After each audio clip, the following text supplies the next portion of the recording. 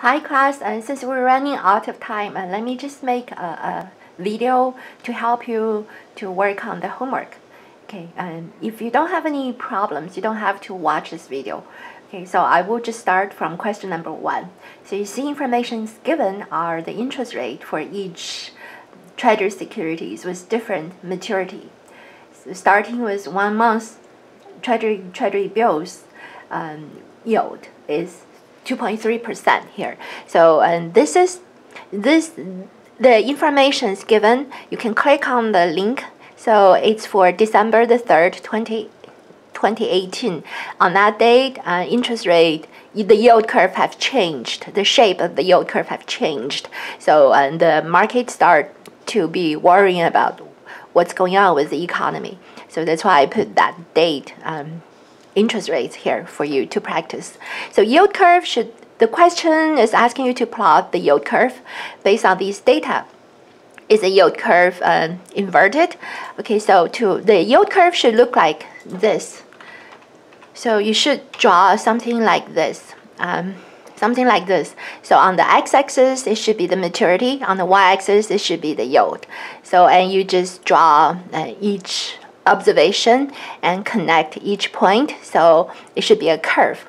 It should have a tendency of like looks like inverted, and the normal yield curve we know should be something like this, upward sloping. This is a normal yield curve, upward sloping. So but if you draw the December the 3rd 2018 yield curve, it should be sort of like this, because the long-term interest rate is not any higher than the short-term interest rate, and that is signaling of some potential problems for the economy. Okay, so this is a yield curve. And the second question, you should use expectation theory to calculate the interest rate a year from now. For example, calculate the 2-year interest rate a year from now. So it's asking you for, it's a 2-year, it's like a year from now. So the question is asking you, for example, if you have the opportunity to invest in this treasury notes for 3 years to mature, or you can get the 2 years, get 1 year, and then buy another 2 years treasury note. It should give you the same kind of returns.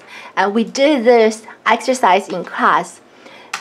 For example, for this one, let's say the total period should be 3 years. Let's use expectation theory to figure out the future interest rate. Let's say the total should be 3-year period. So you see 3-year period yield should be 2.8.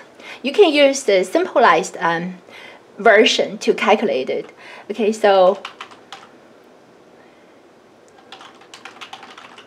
simplified version. Okay, so it's just like this is the total 3-year period. So in the 3-year period, this is each year you're getting 2.4% for 2.84% each year. Multiply by 3. This is your total 3 years returns. We're just adding them up. It should equal to like first it could equal to like you keep it for a year, and then roll it over, and then hold. So in this 3-year period, you can just get one for 1 year, which is 2.72%. You see, so 1 year is 2.72%, and then for the next 2 years, you purchase another treasury note, but that's with 2-year maturity. So the interest rate is X for this 2-year. So this should be the equation here. So you can figure out how much is this X. X should equals to how much? 2.84% times 3 minus 2.72%. and divided by 2. This should be your answer, right? So it's just like you either get this 3-year treasury note, or you can break it down into like you buy 1 year treasury note, hold it for a year, and then purchase another one which with 2 years to mature. So it should give you the same results. So this is a simplified version, but the actual version, it should be, let's say 1 plus 2.84%. You hold it for 3 years, so this is your total return in 3 years. So it should equal to, you hold it for a year at 2.72%, and then you hold another one with unknown rate X for 2 years. So it should give you the same results, right? So this is the equation. So mathematically, so the X should equal to 1 plus 2.84% with the power of 3 divided by plus 2.72%, right? So, and with the power of 1 over 2 and subtract 1. This should be your answer. Right? So this is this question. So now the next one is more complicated. It's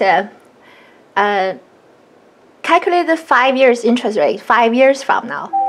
So you can tell, so the total is, you break it down into like first 5 year and then the second 5 year. So it's a 10-year period.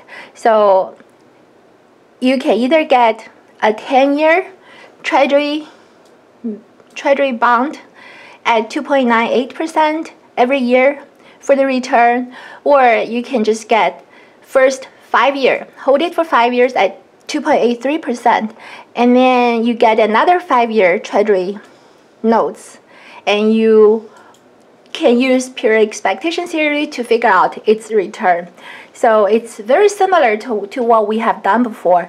So either 10 years or 5-5, you should get the same results. Now still, let's do the simplified version.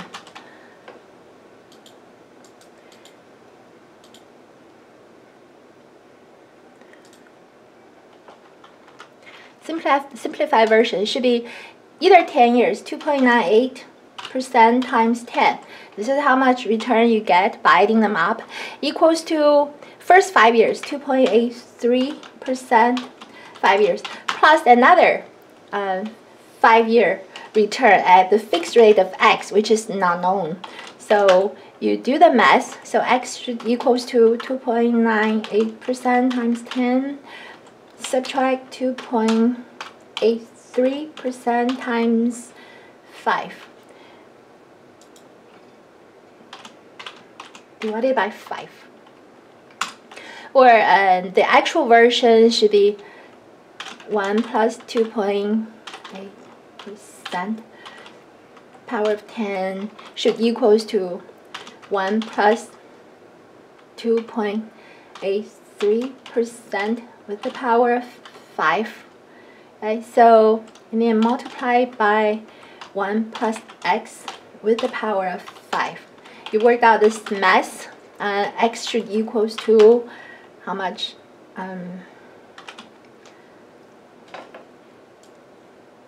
This number divided by this.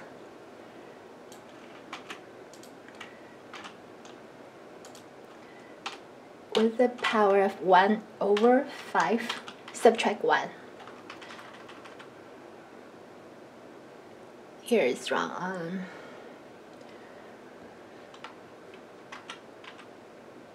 1 over 5 and subtract 1. And you should get the answer if you use this equation. So this is this one. Okay, so for this one, the next one, so 30-day T-bill are currently yielding 5.5%. Okay, inflation is 3.25%. Okay, so it's asking you what is the real risk-free rate of return here. Okay, so this is 30-day Treasury bill, T stands for Treasury bill, is 5.5%. Now, what this 5.5% is, if we write down the equation for 5.5%, the equation should be what? Should be real interest rate plus inflation premium, and that's all. And for T-bill rate, there's no liquidity, there's no maturity, there's no default. So we should delete. These informations are not relevant because 30-day T-bill, there's no maturity risk premium. You should add into the returns to the T-bill rate. So there's also no liquidity because it's a highly liquid security. There's no default because it's sponsored by the government. So this is the equation. So you know inflation premium is 3.25% plus real rate. So you work out this problem, it should give you the answer. So this is this one. So if you see an interest rate, you should think about what are the components of this interest rate. Shall you add liquidity, maturity, or default? If it's a government sponsored, there's no default, there's no liquidity premium. But you have to add maturity if it's not going to be matured in a short period. And inflation, all interest rates should have real interest rate and inflation. Okay, so the homework number 3, question number 3.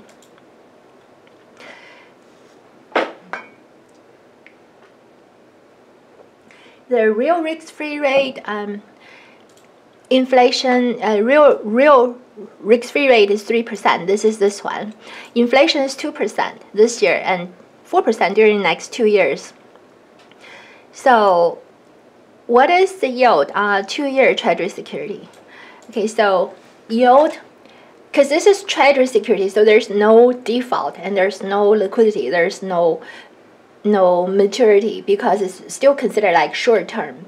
Okay, so the equation should be a yield of those, or return or rate of those Treasury securities should equals to real rate, real risk-free rate, and inflation. Okay, so that's all because it's Treasury security. So for real inflation, real rate is 3%. But how much is inflation? Inflation premium, which is not known, even though it's given, but we know for 2-year Treasury, 2-year Treasury notes. So it has 2 years to mature. So its inflation premium should equals to year 1's inflation plus year 2's inflation and divided by 2. We did it in the case study, so we have to get the average. Okay, so it should be the first year's inflation is 2%, second year's is 4%. So the average should be 3%. So for this 2-year T-notes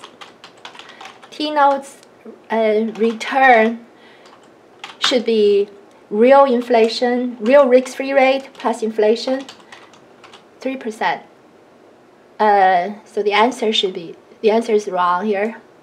The answer should be 6%. It was wrong. So it should be this, right? And for 3-year, now for 3-year, real rate is the same, but we need to add another year. Year 1, year 2, and year 3, and divided by 3. We want the average. So it has to be year 1's inflation, year 2's, and year 3's inflation divided by 3. So we have to add another 4%. So if you do that divided by 3, so it should be 3 point, so 8, 10, 3.33%. So 3 years should be 3 years should be how much? 3% plus 3.33%. So this is the answer. You see, for short-term Treasury notes, its returns have two components. One is the real risk-free rate. Second one is inflation premium. But inflation premium is the average of the inflation expected every year during this period. Okay, so this is homework number 3. Number 4. Okay, so it's asking you for what is the default risk premium. So this is a Treasury bond. Treasury bond has no default premium, but there is a corporate bond. Corporate bond has certain default premium because it has some likelihood to default for corporate bond, for the corporate. So now let's see, 10-year T bond yield should equals to real rate plus inflation plus maturity, because it has 10 years, so it has certain it should have maturity risk, so you should add maturity premium, but there's no liquidity premium. Okay, now for similar bond with 10-year, but it's corporate bond yield. So you have these 3 plus default plus liquidity, because corporate bond is not as safe as Treasury bond, so you add default. Liquidity just because it's not as liquid, it's not highly demanded in the market. So when you want to buy or you want to sell to them, you have to pay some extra fees. So there's a liquidity premium added. So now you compare these two. If you use 10-year corporate bond minus 10-year Treasury bond, so what did you get? So your real rate is the same, inflation is the same because both are 10 years. Maturity is the same because both are 10 years. Now the only difference is default and liquidity. So you see, liquidity is given as 0.5%. So default is the only one unknown. So you got it. So you use 10-year corp bond minus 10-year T bond. So it should equals to what? Default plus liquidity. So 10-year corporate bond is 8%. Subtract 10-year Treasury bond, which is 6%, equals to 2%. And liquidity is 0.5%. So default should equals to the difference between the two bonds minus liquidity, right? So how much is it? So you got the answer from here. So this is this question. So you should figure out what are the components of each bond yield. This is very important, the most important one. And then you can use the equation here. You see, so any yield, you could break it down into 1, 2, 3, 4, 5, 6 parts. And each bond will have real rate, real risk-free rate, and real risk rate, 5 parts, yeah, inflation. But some don't have default, don't have liquidity, and also you have to consider maturity. Okay, so let's do question number 5. For 2-year security, So it's asking for, this is also a 2-year security.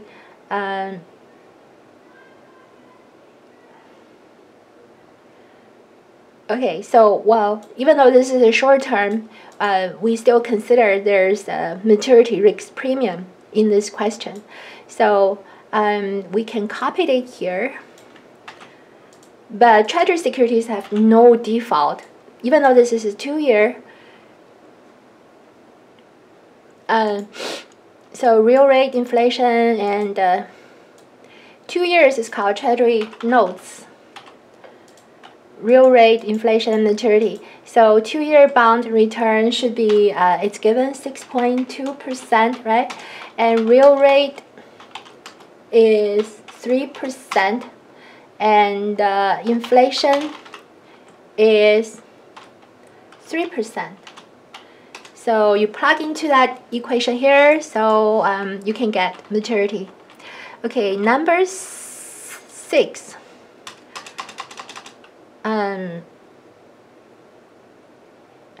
So it's asking you to figure out the yield a year from now. Okay, so again,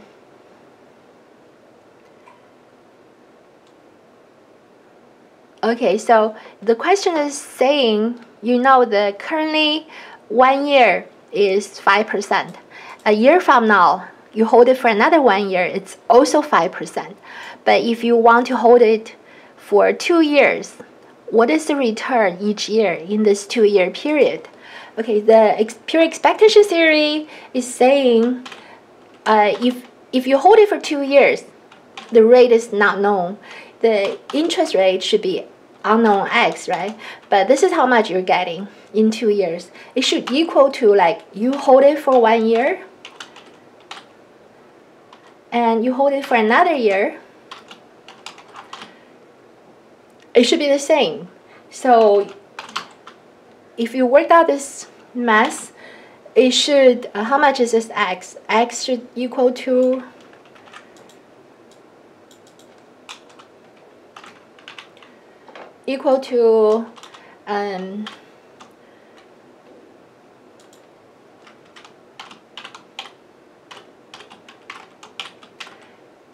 should equal to this x. If you worked out this math, that should be your answer. Or the simplified version. The simplified version is just that your first year returns 5%, second year returns 6%. It should equals to x is your return. If you hold it for 2 years, the return should be the same in a 2-year period. And you can work out this math. So x should equals to, I won't calculate for you. So this is this one. Homework question 7, and we read the paper.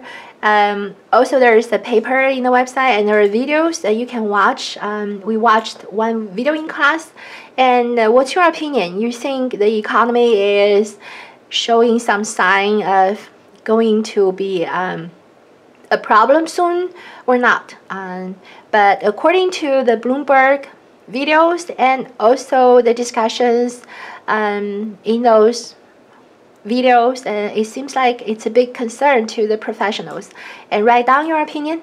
And that's all for the help for the homework videos. And for the case study videos, you can watch the class videos. You can get some help there. Thank you for watching. Let me know if you have any questions. Have a good day.